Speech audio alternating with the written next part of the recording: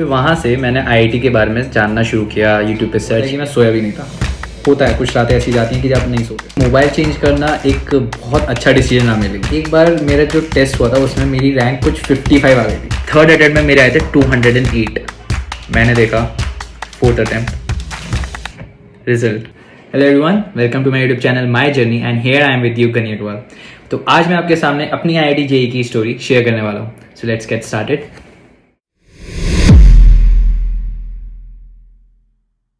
मेरी IIT JEE की journey शुरू होती है 10th की शुरुआत में, जब मेरे रिलेटिव ने मुझे से पूछा कि बेटा आगे करना क्या चाहता, कि 11th में स्ट्रीम कौन सी लोगे। और मेरे को तो पता था लेनी तो पीसीएम ही है। बायो मुझे बिल्कुल पसंद नहीं थी और मैथ से थोड़ा लगाव था। फिर वहाँ से मैंने आईआईटी के बारे में जानना शुरू किया, यूट्यूब पे सर्च किया ऑल इट स्टफ कि कौन सा एग्ज़ाम होता है, क्या होता है। तो वहाँ से मेरा थोड़ा थोड़ा माइंड मेकअप होने लगा। मेरा एक दोस्त था 10th में, उसका नाम था तन्मय। हम दोनों एक ही सीट पे बैठते थे और हम दोनों इसी के बारे में बात किया करते थे। तो वो 10th में वीएमसी में पढ़ा था। अब उसे कुछ 11th के फर्दर टॉपिक्स के बारे में पता था जो उसे कोचिंग में पढ़ाते थे। तो वो जिस तरीके से मुझे बताता था मुझे बहुत इंटरेस्ट आता था। तो मेरा जो इंटरेस्ट है पीसीएम में, उसको ग्रो करने का और इंटेंसिफाई करने का उसको बहुत बड़ा रोल रहा। फिर आते हैं कोचिंग इंस्टीट्यूट्स के एग्जाम्स, फिटजी, रेजोनेंस, एलिन, आकाश। तो मेरे जो रिलेटिव थे जिन्होंने मुझसे पूछा था कि 11th में कौन सी स्ट्रीम लेनी है, उन्होंने ही मुझे फिटजी के बारे में बताया था। तो वहाँ से मेरी फिटजी की जर्नी शुरू होती है।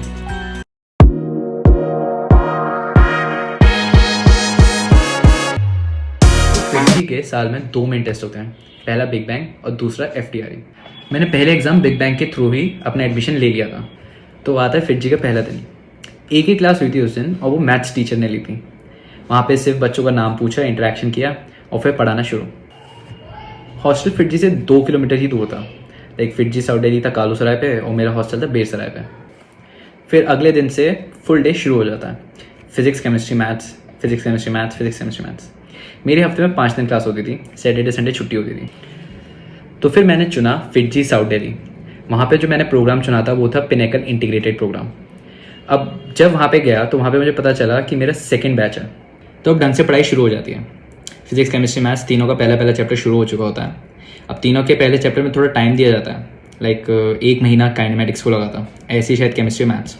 वो इसलिए ताकि बच्चा थोड़ा समझ जाए कि 11th थोड़ी सी मुश्किल है, थोड़ी सी टफ है, तो उसके ट्रांजिशन के लिए थोड़ा समय देना पड़ता है। तो वो फिटजी वाले अच्छे से जानते थे, इसलिए उन्होंने टाइम दिया। पहला फेज़ मेरे अकॉर्डिंग शायद सबसे लंबा होता था, 2.5 से 3 महीना। और पहला फेज़ टेस्ट ही जो होता था वो बैच रीशफलिंग टेस्ट का होता था कि आपका बैच रीशफल हो जाता था आपके रैंक के अकॉर्डिंग। तो मेरे फेस टेस्ट में मुझे बड़ी टेंशन थी और थोड़ा नर्वस भी था कि बैच कौन सा मिलेगा। अब फर्स्ट मिलेगा, इवन सेकंड में रह पाऊंगा या नहीं, ये दोनों बात की टेंशन थी। अब हमारी 11th ढंग से शुरू हो चुकी थी। पहला फेस टेस्ट हो गया, ऐसे ही सेकंड फेस टेस्ट था, थर्ड फेस टेस्ट था, फोर्थ फेस टेस्ट था। 11th में हमारे 4 फेजेस थे और 12th में हमारे 3। अब मेरा वहाँ पे फिटजी में इतने कुछ ऐसा करता था कि बस चुटकी में शुरू हुआ, चुटकी में ख़त्म हो गया।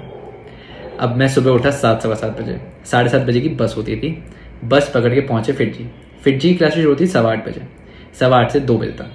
अब फिर मैं 2-2:30 बजे हॉस्टल में आता था, खाना पीना खा के 3 बजे सो जाता था। 1-1.5 घंटा सो के, शुरुआत में तो मैं 3 से 5 सोता था, 2 घंटे सोता था। फिर 5 बजे मैं चाय पीने चला जाता था। चाय पी के आने के बाद मैं पढ़ने बैठ जाता था और 3 घंटे पढ़ता था, क्योंकि 9 बजे हमारा खाने का टाइम होता था। तो खाना खा के फिर अपने दोस्तों से थोड़ा बहुत बात करके 10-15 मिनट उसमें चले जाते थे। अब 9:30 से 10:30 हम 1 घंटा वापस से पढ़े और फिर 10:30 बजे, 10:30 पौने 11 बजे हमारे दूध का टाइम होता था। तो दूध पीने के बाद मैं वापस से अपने कमरे में आके पढ़ता था। अब वो सबके अपने ऊपर होता है कि वो रात को कितने बजे तक पढ़ते थे। लाइक मैं ऐसा भी हुआ है कि 12 बजे तक पढ़ा हूँ, 1 बजे तक पढ़ा हूँ, 3 बजे तक भी पढ़ा हूँ। और इवन एक दिन ऐसा हुआ था कि मैं सोया भी नहीं था। होता है, कुछ रातें ऐसी जाती हैं कि जब आप नहीं सोते। अब पहले, दूसरे और तीसरे फेज़ के आधे तक मैं रात को लेट सोता था, सुबह 7 बजे उठता था। अब जो सुबह मैं लेट उठता था तो इस वजह से मैं ब्रेकफास्ट मिस करता था। अब ऐसा था, फिटजी में एक दिन में 3 क्लासेस थी और पहली क्लास और दूसरी क्लास के बीच में 15 मिनट का ब्रेक और दूसरी तीसरी के बीच में आधे घंटे का ब्रेक होता था। तो जो 15 मिनट का ब्रेक होता था उसमें मैं थोड़ा बहुत एक सैंडविच या कुछ ऐसा बाहर जाके खा लेता था। तो वही मेरा ब्रेकफास्ट था। अब बहुत दिन ऐसे भी जाते थे कि नहीं खाता था, नोट्स वोट्स मतलब कुछ रिवाइज करना होता था या कुछ आगे अगले क्लास के लिए कुछ करना है तो वो करता था। अब हम सभी दोस्त फेस टेस्ट देने के बाद सोए नहीं, पूरी रात नहीं सोए। किसी ने पिक्चर देखा, किसी ने बात करी, हमने पूरा टाइम ऐसे निकाला। तो वो भी एक अपना एक्सपीरियंस था। मैंने पहली बार वो एक्सपीरियंस किया था हॉस्टल में रह के। पहले फेज में जो मेरी रैंक थी वो थी 64-65। अब मुझे बिल्कुल अच्छा नहीं लगा। अब 250 बच्चों में 64-65 सेकेंड बैच में होने के बावजूद। तो मेरे दोस्तों की थी टॉप 20 टॉप 10 में। मुझे थोड़ा डिसअपॉइंटिंग लगा, लेकिन उसमें एक बात अच्छी थी, क्योंकि उससे मुझे 10th से 11th में जाने का ट्रांजिशन पता चला। 10th में जो हम बोर्ड देते थे उसमें मोर ऑफ लाइक रट्टाफिकेशन, कि रटते थे, आंसर्स रटते थे और स्टोरी समझ लेते। तो उसमें ऐसा नहीं था 10th में कि आपने कॉन्सेप्ट ग्रैब किया और उसके एप्लीकेशन पे आपने काम किया। बट 11th में ऐसा है, आपने कॉन्सेप्ट ग्रैब करो, उसको फाइंड करो, उसके एप्लीकेशन करो, उसकी क्वेश्चन प्रैक्टिस करो, तब आपका वो चैप्टर मजबूत होता है। अब मैंने ये 11th में आके जब मेरे ऐसे रैंक आई, उसके बाद मैंने सीखा। तो जब फर्स्ट फेज से ऐसा गया, सेकंड फेज में धीरे धीरे इंप्रूव किया और जब सेकंड फेज का लास्ट टेस्ट जो था उसमें मेरी जो रैंक थी वो 28 थी। अब मुझे खुशी हुई कि अच्छा लगा मुझे जब मेरी 28 रैंक आई। तो जब मैं फिटजी में आया था तो मेरे पापा का फ़ोन लाया था one plus touch screen smartphone. तो डिस्ट्रैक्शन तो ऑब्वियसली है, तो डिस्ट्रैक्शन हुआ और फिर उसकी वजह से मैंने फ़ोन चेंज किया। मैंने लिया कीपैड वाला, जियो वाला फ़ोन लिया था मैंने। एंड आई थिंक कि मोबाइल चेंज करना एक बहुत अच्छा डिसीजन रहा मेरे लिए, क्योंकि मैं कोई डिस्ट्रैक्शन नहीं था, सोशल मीडिया कुछ नहीं था, मैं सोशल मीडिया पे एक्टिव नहीं था। इवन मैं सिर्फ व्हाट्सएप चलाता था। व्हाट्सएप भी इसलिए क्योंकि जिनसे मतलब अगर दूर से रहने वालों से बात करनी है, और इवन जो फिट जी का जो मटेरियल था, अगर टीचर्स कुछ भेजते थे या फिर कुछ भी जो ग्रुप्स बने हुए थे, तो उसके लिए व्हाट्सएप ज़रूरी था। तो अब जियो वाले फ़ोन में व्हाट्सएप अवेलेबल था, लेकिन और यूट्यूब देखने का इतनी छोटी सी स्क्रीन में क्या देखोगे यार। अब बात थी कि इस रैंक को मेंटेन करनी है। इस रैंक को मैंने मेंटेन किया। उसके बाद मैं कभी भी 50 से ऊपर नहीं गया। 28 लाने के बाद कभी भी मैं 50 से ऊपर नहीं गया। फिर मेरी रैंक आती थी 32, 35 या something between 40 to 50, even under 30, under 40 ऐसे रहता था। सो इट वॉज गुड, क्योंकि वहाँ से एक बहुत बड़ा चेंज आया। मैंने अपने पढ़ने का तरीका देखा, मैं कहाँ गलती कर रहा हूँ, वहाँ पे इम्प्रूवमेंट लाया। मैंने थोड़ा सेल्फ एनालिसिस किया। मैंने ऐसा देखा कि मैं ज़्यादा थ्योरी तो नहीं पढ़ रहा हूँ, क्वेश्चन प्रैक्टिस कम कर रहा हूँ। तो इन सब चीज़ों को एनालाइज करने के बाद ही और चेंज करने के बाद, उसको इम्प्लीमेंट करने के बाद मैं 20 रैंक तक पहुँचा था। तो अब ऐसे ही ग्रेजुअली करते करते 4 फेज टेस्ट हो चुके थे, 11th कंप्लीट हो चुकी थी। हमारी 11th एंड हुई थी 11th जनवरी को। मैं उसी दिन घर चला गया था। अब घर पे 1 महीने की छुट्टी थी हमारी। अब 1 महीने की छुट्टी थी, फरवरी में शुरू होने थे। फरवरी में शुरू होने से मैं कुछ दिन पहले, 1-1.5 हफ्ते पहले मैं आ गया था वहाँ पे हॉस्टल में। अब वहाँ पे मैं पढ़ा। अब वहाँ पे जाके पता चला कि कोरोना बढ़ता जा रहा है। हॉस्टल में तब भी ज़्यादा बच्चे आए नहीं थे, कुछ 75 बच्चे रहते थे हॉस्टल में, और सिर्फ 15 से 20 बच्चे होंगे। अब मैं 1 हफ्ते वहाँ पे रुका। अब जो बच्चे आए थे वो भी वापस जा रहे थे, मैं भी उनके साथ चला गया। अब उसी टाइम पे कोरोना बहुत बढ़ रहा था। अब जो हमारी 1 महीने की छुट्टी थी वो 3 महीने में कन्वर्ट हो गई थी, जनवरी, फरवरी और मार्च। अब जो आया फेज़ वो था ऑनलाइन क्लासेस का। हमारी ऑनलाइन क्लासेस शुरू हुई अप्रैल में। अब मेरे अकॉर्डिंग ऑनलाइन क्लासेस में 2 पार्ट्स में बच्चे बढ़ चुके थे। एक जो बिल्कुल ही नहीं पढ़ते थे, और एक जो ऑनलाइन क्लासेस से भी पढ़ लेते थे आराम से।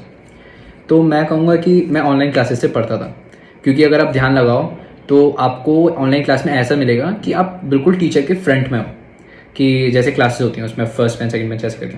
तो बहुत सारे बच्चे पीछे वाले बेंचेस में होते हैं, तो जिन बच्चों को फर्स्ट बेंच पे बैठना होता है वो नहीं बैठ पाते। बट ऑनलाइन क्लासेस में जो मैंने देखा वो यही था कि टीचर मेरे बिल्कुल सामने है, वो मुझे पूरा समझा रहा है, कोई डिस्टर्बेंस नहीं है। तो ये मुझे एक फ़ायदा लगा ऑनलाइन क्लासेस का। अब ऑनलाइन क्लासेस घर से होती थी, तो उसमें जो रूटीन था उसमें तो ये था कि बस क्लास शुरू होने से 5-10 मिनट पहले उठते हैं, फ़ोन चालू करते हैं और मीटिंग शुरू करी, और सामने कॉपी किताब लेके बैठ गए। अब जो टीचर बताता था सुनते थे, और समझाता था वो करते थे, क्वेश्चंस देता था वो ट्राई करते थे।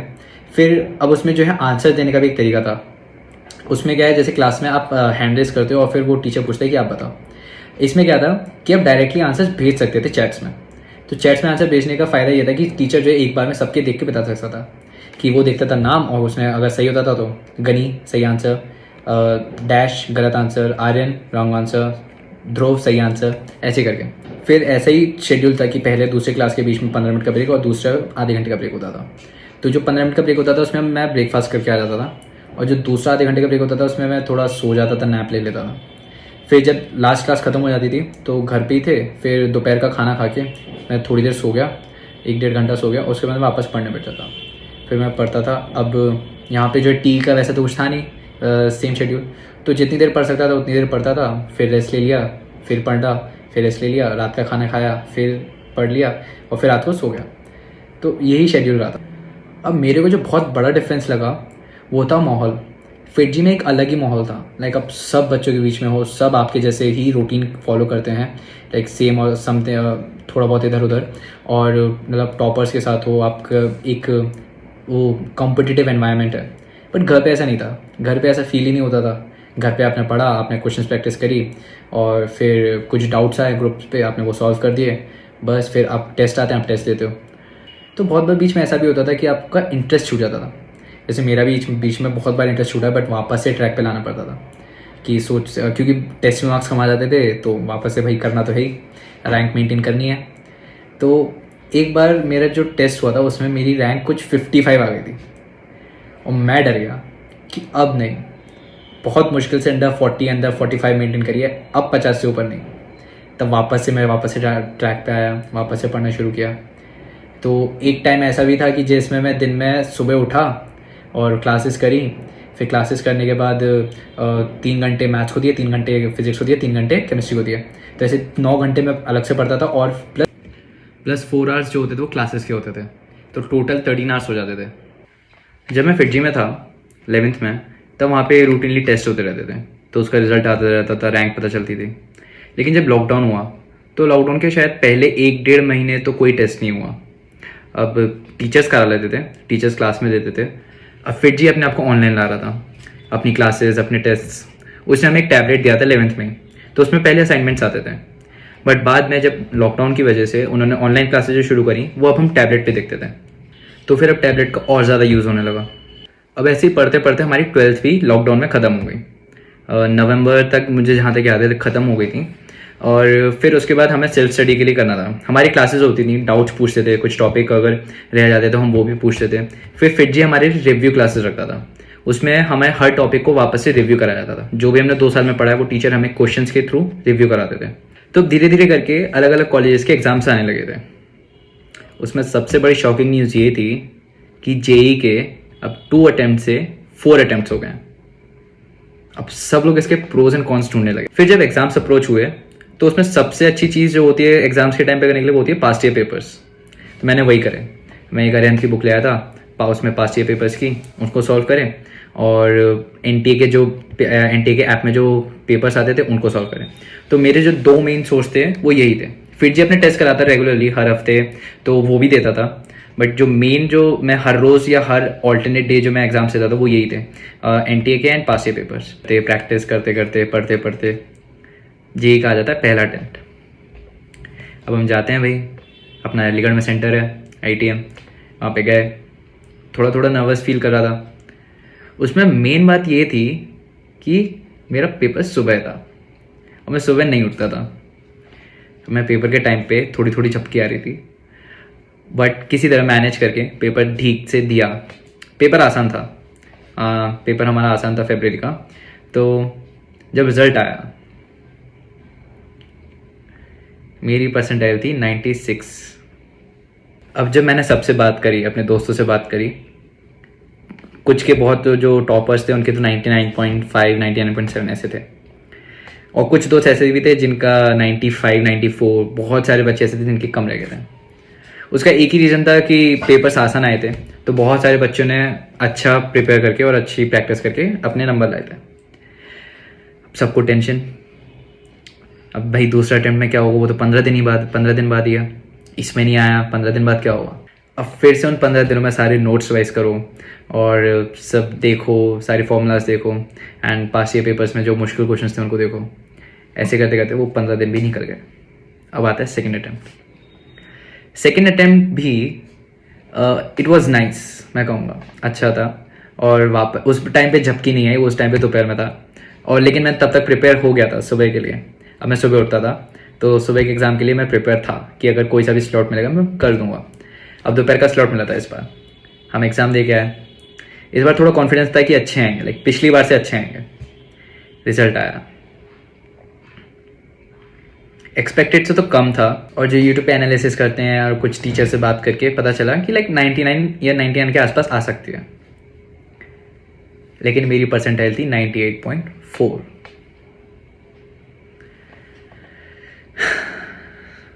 भाई 99 के आसपास और 98.4, रैंक 6000 से नीचे। अब बीच का टाइम, तीसरे अटेम्प्ट के टाइम पे आ गया वापस से कोरोना। उसने कर दिया गैप लंबा। अब गैप लंबा होने की वजह से हमें 1 महीना एक्स्ट्रा मिल गया। उसमें पढ़ाई करी, टेस्ट पेपर दिए, मॉक टेस्ट दिए। मैंने क्या था, शॉर्ट रिवीजन, जल्दी से रिवीजन करने के लिए हर एक चैप्टर के 1 पेज के शॉर्ट नोट्स बना रखे थे। तो मोस्ट ऑफ द चैप्टर्स के थे मेरे पास, तो मैं उनको रिवाइज करता था। और केमिस्ट्री के जो नोट्स, जनरली उसके शॉर्ट नोट्स तो नहीं बन पाते, लेकिन मेरे नोट्स मुझे याद थे अच्छे से, तो मैं जल्दी जल्दी उनसे गो थ्रू हो जाता था। और ख़ासकर इनऑर्गेनिक में तो बस नोट्स रिवाइज करते रहो। क्वालिटेटिव एनालिसिस भी था। तो अब ऐसे करते करते थर्ड अटेम्प्ट आ गया। थर्ड अटेम्प्ट में पक्का था, लाइक मुझे अंदर से कॉन्फिडेंस था कि 99 तो आएगी ही आएगी, ऐसा नहीं हो सकता कि 99 ना आए। अटेम्प्ट देने गया, वो था सुबह। अब दे के आया। इस बार भी कॉन्फिडेंस था, इस बार मुझे लगा 99 या आ जाएगी 99। रिजल्ट आता है, परसेंटाइल क्या है, 98.95, 0.05 से 99 परसेंटाइल रहेगी। अब थर्ड अटेम्प्ट तक मैं बहुत ज़्यादा पढ़ चुका था, बहुत ज़्यादा। फोर्थ अटेम्प्ट के लिए पढ़ने के लिए थोड़ी हिम्मत जुटानी पड़ी थी कि भाई पढ़ो, लानी है। भाई 99 का बार क्रॉस करना है। अब जितना मैं थर्ड अटेम्प्ट में विग्रेसली पढ़ा था उससे थोड़ा कम हो गया था, बट जो ऑलरेडी पहले याद था, like first second third attempt में जो भी गलतियां थी उनको देख के, और उस टाइम पे कैसा पेपर हुआ या क्या चीज़ नहीं आती थी, कौन से टॉपिक्स मैंने नहीं किए थे, उन सबको एनालाइज करके मैंने फोर्थ अटेम्प्ट की तैयारी करी। अब आता है फोर्थ अटेम्प्ट में पेपर देने गया। इस बार मुझे लगा थर्ड अटेम्प्ट से ज़्यादा अच्छा नहीं हुआ। इतना अच्छा, मतलब ज़्यादा अच्छा हुआ भी नहीं था। मेरे आए थे अराउंड फर्स्ट अटेम्प्ट में मेरे आए थे अराउंड 150 अराउंड मार्क्स थे। सेकेंड अटेम्प्ट में मेरे अराउंड 175 या 172 175 मार्क्स थे। थर्ड अटेम्प्ट में मेरे आए थे 208। अब फोर्थ अटेम्प्ट में आए थे मेरे 194 मार्क्स। 194 मार्क्स में जब जो फाइनल रिजल्ट आना था फोर्थ अटेम्प्ट के बाद, तो रिजल्ट के टाइम पे एनटी वाले खेल गए। उन्होंने डेट दी, आगे बढ़ाई, फिर 2 दिन आगे बढ़ाई, फिर 2 दिन आगे बढ़ाई, फिर आगे कहते इस हफ्ते आ ही जाएगा। अब हमारा सब डिले हो रहा था, रिजल्ट भी डिले हो रहा था और जेईई एडवांस का रजिस्ट्रेशन भी डिले हो रहा था। एक दिन आता है फाइनल रिजल्ट। अब ये जो दिन निकल रहे थे, इतने कट रहे थे, इसमें टाइम भी वेस्ट हो जाता था, मैं सच बताऊं तो, क्योंकि एडवांस के लिए पढ़ना होता था, बट रिजल्ट के उसमें रह जाता था कि रिजल्ट क्या आएगा, रिजल्ट कब आएगा। अब जब रिजल्ट का दिन आता है, मेरी हिम्मत नहीं हुई देखने की। मैंने पहले यूट्यूब पे देखे कि कितने मार्क्स पे कौन सी शिफ्ट में कैसे कैसे नंबर आ रहे थे, उसके अकॉर्डिंग मैंने अपना सोचा कि मेरा कितने आसपास रहे होंगे। मैं गया नीचे पापा के पास, पापा रिजल्ट आ गया है। पापा लैपटॉप खोलते हैं, मेरे से मेरा रोल नंबर पूछते हैं। मैंने नहीं बताया। अब ऐसे करते करते पापा 2-3 बार पूछते हैं, 4-5 बार पूछते हैं। मम्मी को मैं ऊपर बुलाता हूँ। अब मम्मी ऊपर आती हैं, पापा फिर पूछते हैं। अब पापा मम्मी दोनों बैठ जाते हैं, मैं भी बैठ जाता हूँ। टीवी खोल के हम यूट्यूब देख रहे होते हैं कि यूट्यूब पे बच्चे के क्या मार्क्स आ रहे हैं और उस पर क्या परसेंटाइल बैठ रही है। अब आखिर में हिम्मत जुटा के मैंने पापा को अपना रोल नंबर बताया, पासवर्ड बताया। पहले तो 2-3 बार में तो खुला ही नहीं, एरर। मैंने पापा को लैपटॉप थमा दिया था कि पापा आप लैपटॉप रखो और अपने पास आप ही देखना, बाद में मुझे बताना देखने के बाद। अब जब 3 बार नहीं आया, मुझे लगा मुझे जाके खुद ही डालना पड़ेगा। मैं गया, पापा ने फिर से मेरे कहने पर डाला जो मैंने बताया, एंटर किया। अब हो रहा था वो लोड, और मेरे दिल की धड़कन पड़ रही थी, धक धक धक धक धक धक। मम्मी वहीं पे बैठी थी। रिजल्ट खुला, मैंने देखा फोर्थ अटेम्प्ट रिजल्ट 99.03 और मैं उछल गया, सीरियसली मैं उस परसेंटाइल को देख के उछल गया वहाँ पे। हाँ लाइक आई नो कि 99.2, 99.3 या 99.5 से ऊपर नहीं थी, बट मैं जो 99 के लिए क्रॉस करना चाहता था वो क्रॉस हो गया था।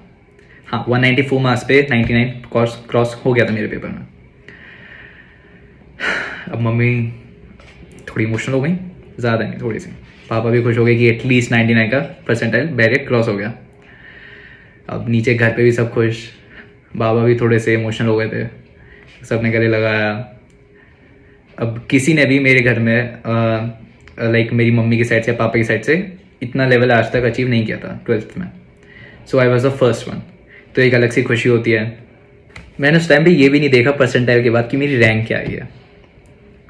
अब होप सो कि 99 आ गई थी, मैं सोच रहा था कि 10,000 या उसके अंदर आ जाए, क्योंकि यूट्यूब पे हमने देख लिया था। तो यूट्यूब पे हमने परसेंटाइल कंपेयर करके क्या रैंक आ रही है वो हमने लगा ली थी कि लाइक इतनी अगर 99 आ गई तो 10,000 के अंदर होगी। तो मेरी रैंक थी 9876 in JEE Mains 2021, general merit CRL rank 9876। Advance के लिए थोड़ा पढ़े, मॉक टेस्ट मैंने बहुत कम दिया था एडवांस के। मैंने मेंस के अराउंड 60 क्वेश्चन पेपर दिए होंगे मेंस में, इवन थोड़े ज़्यादा ही होंगे। तो इतने क्वेश्चन पेपर देने के बाद, उनको एनालाइज करने के बाद, इम्प्रूवमेंट लाने के बाद एट लास्ट 99 परसेंटाइल आई। अब एडवांस में मैंने 3-4 पेपर दिए होंगे, बट इससे ज़्यादा नहीं दिए थे। बहुत नोट्स वाइज करे थे और ज़्यादा उन लास्ट दिनों में उतनी मेहनत मैंने नहीं करी थी। अब एडवांस का एग्ज़ाम का दिन आया, सुबह उठे, देने गए